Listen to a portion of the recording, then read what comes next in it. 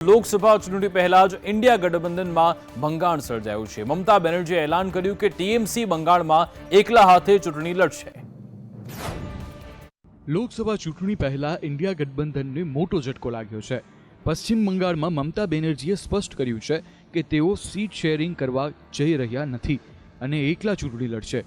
મમતા બેનર્જીએ કહ્યું છે કે કોંગ્રેસે તેમને ભારત જોડો ન્યાય યાત્રાના બંગાળ પ્રવાસ વિશે પણ જાણ કરી નથી અને ટીએમસીએ તેમની સામે જે પણ પ્રસ્તાવ મૂક્યો હતો તેને નકારી કાઢવામાં આવ્યો હતો, તેથી તેઓ એકલા ચૂંટણી લડશે। મમતા બેનર્જીના આ નિર્ણયથી વિપક્ષી ગઠબંધનમાં ખળભળાટ મચી ગયો છે। કોંગ્રેસના નેતા જયરામ રમેશે આજે પત્રકાર પરિષદને સંબોધતા કહ્યું હતું કે મમતા બેનર્જી વિના ગઠબંધનની કલ્પના કરી શકાતી નથી। રસ્તામાં સ્પીડ બ્રેકર તો આવ્યા કરે છે। ખડગેએ તમામ પક્ષો સાથે વાત કરી છે। આ બધાની વચ્ચે આમ આદમી પાર્ટીએ પણ પંજાબમાં એકલા હાથે ચૂંટણી લડવાનું એલાન કર્યું છે। પંજાબની 13 લોકસભા સીટો માટે આમ આદમી પાર્ટીએ 40 નામોની યાદી પણ તૈયાર કરી લીધી છે। જોકે કોંગ્રેસ પણ પંજાબમાં આમ આદમી પાર્ટી સાથે ગઠબંધન કરવા માટે તૈયાર નથી। માત્ર નવજોત સિદ્ધુ તેને સમર્થન આપી રહ્યા છે। આ સિવાય કોંગ્રેસ સંગઠનના મોટા નેતાઓ પણ આમ આદમી પાર્ટી સાથે ગઠબંધન કરીને ચૂંટણી લડવાના વિચારોનો વિરોધ કરી રહ્યા છે। લોકસભા પહેલા ગુજરાતની રાજનીતિમાં મોટા ઉલટફેરની શક્યતા છે। કોંગ્રેસના 2 ધારાસભ્યો પક્ષ સાથે છેડો ફાડે તેવી ચર્ચા છે। લોકસભા ચૂંટણી 2024 નજીક આવી રહી છે, તેમ પક્ષ પલટા અને રાજીનામાનો દોર શરૂ થઈ ગયો છે। હજુ થોડા દિવસ પહેલા જ ગુજરાત કોંગ્રેસના વિજાપુરના ધારાસભ્ય CJ ચાવડાએ રાજીનામું આપ્યું હતું। આ દરમિયાન પોરબંદરના કોંગ્રેસના ધારાસભ્ય અર્જુન મોઢવાડિયા ભાજપમાં જોડાઈ શકે તેવા અહેવાલો પણ હતા। જો કે આજે તેમણે સોશિયલ મીડિયામાં સ્પષ્ટતા કરી કે મારા કોઈ પણ ખુલાસા વિના વિવિધ મીડિયા ચેનલોમાં મારા ભાજપમાં જોડાઈ રહ્યાની વાતો થતી હતી, તેનો કોઈ આધાર નથી। હું કોંગ્રેસમાં છું અને પક્ષનો ચૂંટાયેલો ધારાસભ્ય છું। આ તરફ લુણાવાડા ધારાસભ્ય ગુલાબસિંહ ચૌહાણે પણ સ્પષ્ટતા કરી કે ભાજપમાં જોડાવાની વાત પાયા વિહોણી છે। હું કોંગ્રેસમાં છું અને રહીશ। આજે સવારથી મીડિયામાં જે વાતો ચાલી રહી છે કે ગુલાબસિંહ કોંગ્રેસ છોડીને ભાજપમાં જોડાવાના છે, આ વાત તદ્દન વાહિયાત છે, વાત ખોટી છે। હું ક્યારેય કોંગ્રેસ છોડવાનો નથી અને કોંગ્રેસમાં જ રહેવાનો છું। મીડિયામાં જે વાતો ચાલી રહી છે કે ગુલાબસિંહ કોંગ્રેસ છોડીને લોકસભાની ચૂંટણી લડશે, એ વાત તદ્દન ખોટી છે। જો મને લોકસભામાં એવું લાગી રહ્યું છે કે ગુજરાત ભાજપનું લક્ષ્ય કોંગ્રેસ જ પૂર્ણ કરી નાખશે, કારણ કે આજે વધુ કેટલાક નેતાઓ ભાજપમાં સામેલ થઈ ગયા। ગુજરાતમાં જેમ લોકસભાની ચૂંટણી નજીક આવી રહી છે તેમ રાજકીય ઉથલપાથલ જોવા મળી રહી છે। ગુજરાતમાં ભાજપે ગઈકાલે 2024ની લોકસભાની ચૂંટણીનું રણસિંગુ ફૂંક્યું હતું અને તમામ લોકસભા બેઠકના મધ્યસ્થ કાર્યાલય શરૂ કર્યા હતા।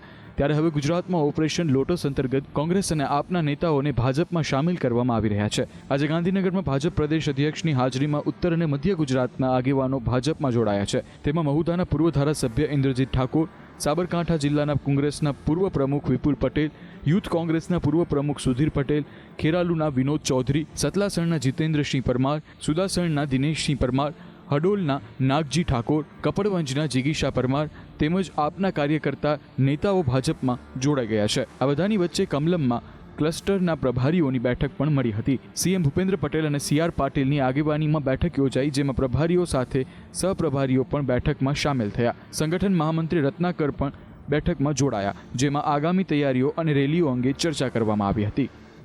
કોંગ્રેસ રાહુલ ગાંધીની યાત્રા પહેલા ગુજરાતમાં બેરોજગારી કેમ્પેન ચલાવશે। ગુજરાત યુથ કોંગ્રેસે રોજગાર આપો ન્યાય આપો કેમ્પેન લોન્ચ કરી।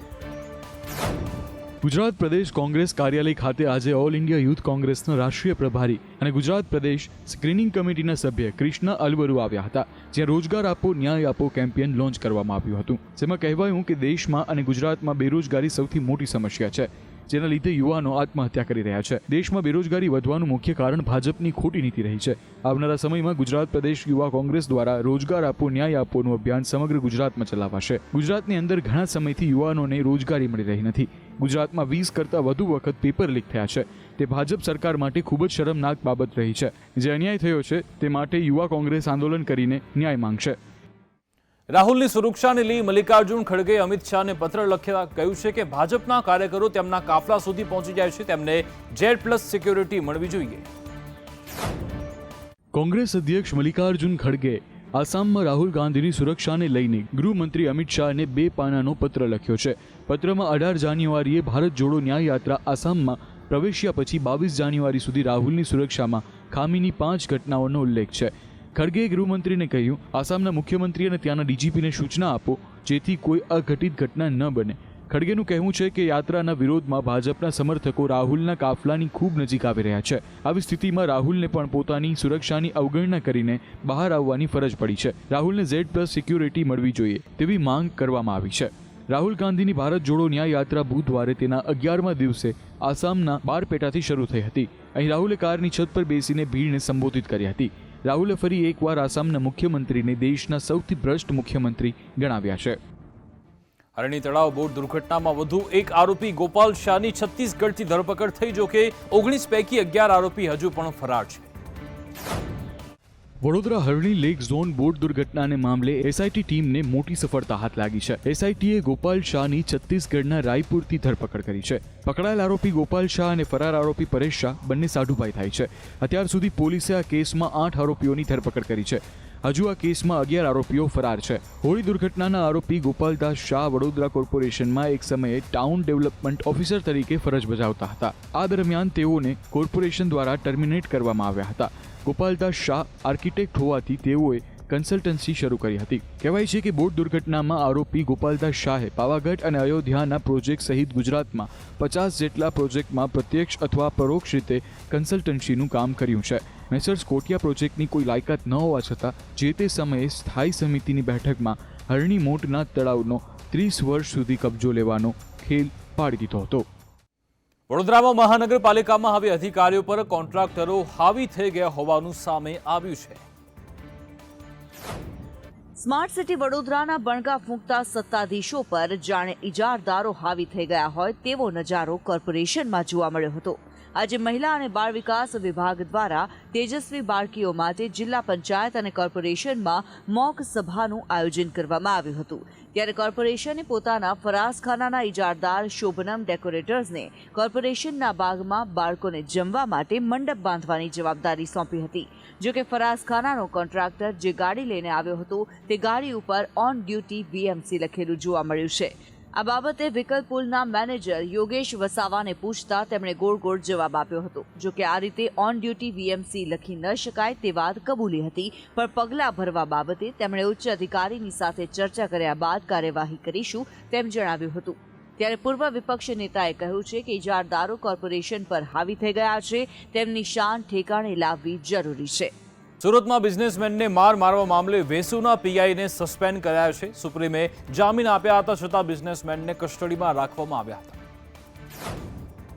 સુરતના એક બિઝનેસમેનને સુપ્રીમ કોર્ટે આગોતરા જામીન આપ્યા બાદ પણ બિઝનેસમેનને પોલીસે કસ્ટડીમાં રાખ્યા, ટોર્ચર કર્યા અને 1.6 કરોડની માગણી કરી, જેની ફરિયાદ આરોપીના વકીલે સુપ્રીમ કોર્ટમાં કરતા સુરતના પોલીસ કમિશનર સહિત ઉચ્ચ અધિકારીઓ પર કોર્ટ લાલઘુમ થઈ છે અને કાયદાકીય પગલાં લેવા ચીમકી આપી હતી.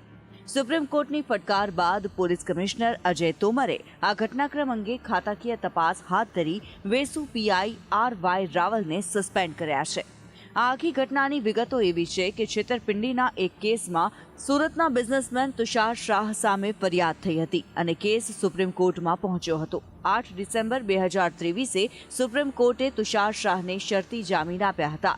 આ જામીન મળ્યા પછી સુરત પોલીસે ઉદ્યોગપતિને કસ્ટડીમાં લઈને ટોર્ચર કર્યા અને પૈસાની માગણી કરી એવો આક્ષેપ થઈ રહ્યો છે. આ માટેની કોર્ટના તિરસ્કારની અરજી સુપ્રીમ કોર્ટમાં થઈ છે. સુપ્રીમ કોર્ટને જણાવ્યું હતું કે 13 ડિસેમ્બરે તુષાર શાહને પોલીસ કસ્ટડીમાં લેવામાં આવ્યા હતા. ગીર સોમનાથના કોડીનારમાં શાળાના બાળકો રસ્તા પર બેસી અભ્યાસ કરવા મજબૂર થયા છે. શાળાની નજીક આવેલી ખાનગી કંપનીના કારણે વિદ્યાર્થીઓ પરેશાન છે. ગીર સોમનાથમાં કોડીનારના મઠ ગામે સ્કૂલના બાળકોએ ચક્કાજામ કરી ધરણા કર્યા છે. ખાનગી કંપનીના કોલસાના ગોડાઉનમાંથી જીપ્સમ અને કોલસીની ડસ્ટ ઉડવાના આક્ષેપ સાથે સ્કૂલના બાળકો અને વાલીઓએ રોડ પર ધરણા કર્યા. ખાનગી સિમેન્ટ કંપનીની દરિયા કિનારે જેટી આવેલી છે. અહીં જીપ્સમ અને કોલસીના મસમોટા સ્ટોકની અવરજવર થઈ રહી છે, જેને કારણે અહીંના લોકો અને બાળકોનું કહેવું છે કે તેઓને કોલસી અને જીપ્સમની ડસ્ટ ઉડી રહી છે. ઘર હોય કે સ્કૂલ કે પછી આરોગ્ય કેન્દ્ર, તમામ જગ્યા પર ડસ્ટથી લોકો પરેશાન હોવાનો ગામ લોકોનો આરોપ છે. લોકોનું કહેવું છે કે તેમના સ્વાસ્થ્ય પર પણ ખતરો તોડાઈ રહ્યો છે. અનેક વખત રજૂઆતો કરવામાં આવી છે, પરંતુ પરિણામ શૂન્ય છે, જેને કારણે ન છૂટકે બાળકોને રોડ રસ્તા પર ચક્કાજામ કરી ધરણા પર બેસવાની ફરજ પડી છે. આ અંગે કોડીનાર મામલતદારે સ્વીકાર્યું હતું કે મેં તપાસ કરી છે. પ્રાથમિક દ્રષ્ટિએ એવું લાગે છે કે ડસ્ટ ઉડી રહી છે. અમારા દ્વારા સરકારમાં રજૂઆત કરવામાં આવી છે, પરંતુ આ મામલો જીપીસીબી બોર્ડનો છે. થોડા દિવસ પહેલા તપાસ કરી ગયા છે. હવે પગલાં જીપીસીબી બોર્ડે લેવાના છે. પ્રવાસી શિક્ષકોને હટાવવાનો નિર્ણય થઈ ચૂક્યો છે. તેવામાં આવા પ્રવાસી શિક્ષકોને ચાલુ રાખવા માંગ થઈ રહી છે. આચાર્ય ઉચ્ચતર માધ્યમિક અને માધ્યમિક મહાસંઘ દ્વારા ફરી એક વખત પ્રવાસી શિક્ષકોની માંગ કરવામાં આવી છે. જ્યારે સરકાર દ્વારા પ્રવાસી શિક્ષકોને છૂટા કરવાના આદેશો અપાયા હતા. જ્યારે પ્રવાસી શિક્ષકોને જો છૂટા કરી દેવામાં આવશે તો રાજ્યમાં શિક્ષકોની એક મોટા પ્રમાણમાં ઘટ પડશે. ત્યારે આવા સમયમાં રાજ્યની અનેક સ્કૂલોમાં જ્ઞાન સહાયકની ઘટ જોવા મળી રહી છે. જેથી નવા શિક્ષકોની ભરતી ન થાય ત્યાં સુધી પ્રવાસી શિક્ષક ચાલુ રાખવા માંગ કરવામાં આવી રહી છે. જ્યારે શાળા સંચાલક મહામંડળના પ્રમુખ ભાસ્કર પટેલે આ બાબતે સંદેશ ન્યૂઝ સાથે વાત કરી હતી. દરેક ગ્રાન્ટેડ શાળાની અંદર પહેલાં પ્રવાસી આપ્યા, એનું નામ બદલીને જ્ઞાન સહાયક આપ્યા, પણ જ્ઞાન સહાયક પૂરતા પ્રમાણમાં આપ્યા જ નથી. અમારે 8,500 શિક્ષક જોઈતા હતા, એની સામે 4800 શિક્ષકને એ લોકોએ ઓર્ડર આપ્યા અને એના 10% શિક્ષકો હાજર નથી થયા. એ સિવાય બીજો રાઉન્ડ એમણે કર્યો તો બીજા રાઉન્ડમાં પણ એ જ પરિસ્થિતિ થઈ. અને જ્યારે માર્ચમાં ધોરણ 10 અને 12ની બોર્ડની પરીક્ષાઓ આવી રહી છે, જેથી વિદ્યાર્થીઓ માટે આ પુનરાવર્તનનો સમય છે. વીર નર્મદ યુનિવર્સિટીમાં શ્રીરામ જન્મભૂમિ ઇતિહાસનો સર્ટિફિકેટ કોર્સ શરૂ થયો છે, જ્યાં જર્મન, સ્પેનિશ, ફ્રેન્ચ ભાષામાં પણ અભ્યાસ કરાવાશે. વીર નર્મદ દક્ષિણ ગુજરાત યુનિવર્સિટીમાં છેલ્લા એકાદ વર્ષમાં સર્ટિફિકેટ કોર્સની સંખ્યા ખૂબ મોટા પ્રમાણમાં વધી રહી છે. યુનિવર્સિટી ખાતે વધુ એક સર્ટિફિકેટ કોર્સ શરૂ થવા જઈ રહ્યો છે. શ્રીરામ જન્મભૂમિના ઇતિહાસનો સર્ટિફિકેટ કોર્સ શરૂ કરવામાં આવી રહ્યો છે, જે શ્રીરામને લઈને વિગતવાર માહિતી અભ્યાસ કરનારને પ્રાપ્ત થઈ શકે છે. રામ જન્મભૂમિને લઈ દેશભરમાં ખૂબ જ ચર્ચા છે. અયોધ્યા ખાતે ભગવાન શ્રી રામના પ્રાણ પ્રતિષ્ઠા સમારોહ બાદ ભગવાન રામની વિશે વિગતવાર માહિતી જાણવા માટે લોકોમાં તાલાવેલી વધી છે. વીર નર્મદ દક્ષિણ ગુજરાત યુનિવર્સિટી દ્વારા શ્રીરામ જન્મભૂમિનો ઇતિહાસ કોર્સ રજૂ કરવામાં આવી રહ્યો છે, જેમાં ભગવાન રામના જન્મ અને તે પહેલાના ઇતિહાસો તેમજ ત્યારબાદ ભગવાન રામની જીવનયાત્રા અંગે પણ વિસ્તૃત માહિતી આપવામાં આવશે. એટલું જ નહીં, પણ સાથે સાથે રામ જન્મભૂમિ આંદોલનથી લઈને પ્રાણ પ્રતિષ્ઠા સુધીની તમામ વિગતો વિદ્યાર્થીઓને આ અભ્યાસ દરમિયાન આપવામાં આવશે. ગુજરાતમાં ફરી એકવાર કમોસમી વરસાદની શક્યતા છે. સૌરાષ્ટ્ર, કચ્છ અને ઉત્તર ગુજરાતના કેટલાક વિસ્તારોમાં કમોસમી વરસાદની આગાહી અંબાલાલ પટેલે કરી છે. હવામાન નિષ્ણાંત અંબાલાલ પટેલે આગાહી કરતા કહ્યું કે 27 થી 30 જાન્યુઆરી ગુજરાતના કેટલાક વિસ્તારોમાં માવઠું આવી શકે છે. ફેબ્રુઆરી મહિનામાં પણ દેશનું વાતાવરણ પલટાશે તેવી આગાહી અંબાલાલ પટેલે કરી છે. ભેજ મળશે એટલે કેટલાક ક્ષેત્રમાં સાંચા પણ પડવાની શક્યતા રહેશે. ખાસ કરીને પૂર્વીય ગુજરાતના ભાગો, કચ્છના ભાગો, પશ્ચિમ સૌરાષ્ટ્રના કેટલાક ભાગો, ઉત્તર સૌરાષ્ટ્રના કેટલાક ભાગોમાં આ હવામાનમાં પરિવર્તન આવી શકે છે. ઉપરાંત પૂર્વ ગુજરાત ઉપર ઉત્તર ગુજરાતના કેટલાક ભાગોમાં પણ પરિવર્તન આવી શકે છે, પરંતુ મધ્ય ગુજરાતના ભાગોમાં મહત્તમ ઉષ્ણતામાન વધી શકે છે અને જાણે ગરમી હોય તેવું જણાવી શકે છે. આ ઉપરાંત ફેબ્રુઆરીની શરૂઆતમાં પણ હવામાનમાં મોટો પલટો આવશે.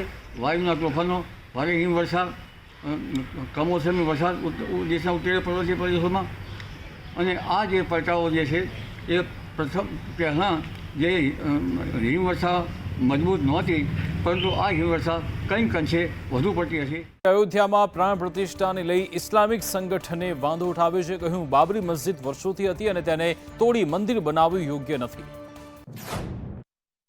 57 મુસ્લિમ દેશોના સંગઠન ઓર્ગેનાઇઝેશન ઓફ ઇસ્લામિક કોર્પોરેશન અયોધ્યામાં થયેલા રામ મંદિરના અભિષેક પર આકરી પ્રતિક્રિયા આપી છે.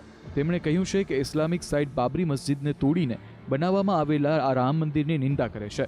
ઓર્ગેનાઇઝેશન ઓફ ઇસ્લામિક કોર્પોરેશનના સેક્રેટરી જનરલ હિસેન બ્રાહિમ તાહાએ જણાવ્યું કે આઈઓસી ભારતમાં અયોધ્યામાં પહેલેથી જ બનેલી બાબરી મસ્જિદને તોડીને તાજેતરમાં બાંધવામાં આવેલા રામ મંદિરના નિર્માણ અને ઉદ્ઘાટન પર ગંભીર ચિંતા વ્યક્ત કરે છે. માલદીવની મોજૂદ સરકારે ચીનના જહાજને પરમિશન આપી. માલદીવની ધરતી પર રહી શકશે ડ્રેગનનું શિપ. ભારત અને માલદીવ વચ્ચે ચાલી રહેલા રાજદ્વારી તણાવ વચ્ચે ચીનનું એક જાસૂસી જહાજ માલદીવની રાજધાની માલેમાં ડોક થવા જઈ રહ્યું છે. માલદીવ સરકારે આ અંગે એક નિવેદન જાહેર કર્યું છે. ચીનનું જહાજ પહેલા શ્રીલંકામાં રોકાવાનું હતું, પરંતુ ભારતના વાંધાઓ બાદ શ્રીલંકાએ તેના બંદર પર ચીનના જાસૂસી જહાજો રોકવા પર 1 વર્ષનો પ્રતિબંધ લગાવી દીધો છે. બાઇડન સરકારે લાખો ઘૂસણખોરોને અમેરિકામાં પ્રવેશવાની છૂટ આપી છે. ટ્રમ્પના આરોપ બાદ અમેરિકાની રાજનીતિમાં ગરમાવો આવ્યો. અમેરિકાના પૂર્વ પ્રમુખ અને રિપબ્લિકન પાર્ટીના સંભવિત ઉમેદવાર ડોનાલ્ડ ટ્રમ્પ વારંવાર ઘૂસણખોરીની સમસ્યાને પોતાના પ્રચારમાં ઉઠાવી રહ્યા છે. તેમણે એક કાર્યક્રમમાં ફરી કહ્યું હતું કે લાખો લોકો ગેરકાયદેસર રીતે અમેરિકામાં પ્રવેશ કરી રહ્યા છે. આપણી બોર્ડરો સુરક્ષિત નથી અને ચૂંટણી પણ નિષ્પક્ષ રીતે થાય તેમ લાગતું નથી. તમે જોઈ શકો છો કે બોર્ડર પર શું થઈ રહ્યું છે. લાખો લોકો અમેરિકામાં ઘૂસી રહ્યા છે. ટ્રમ્પે કહ્યું હતું કે બાઇડન સરકારે અમેરિકાના ઇતિહાસમાં સૌથી ખરાબ કામ પૈકીનું એક કામ ઘૂસણખોરીને દેશમાં પ્રવેશવા માટે છૂટો દોર આપીને કર્યું છે.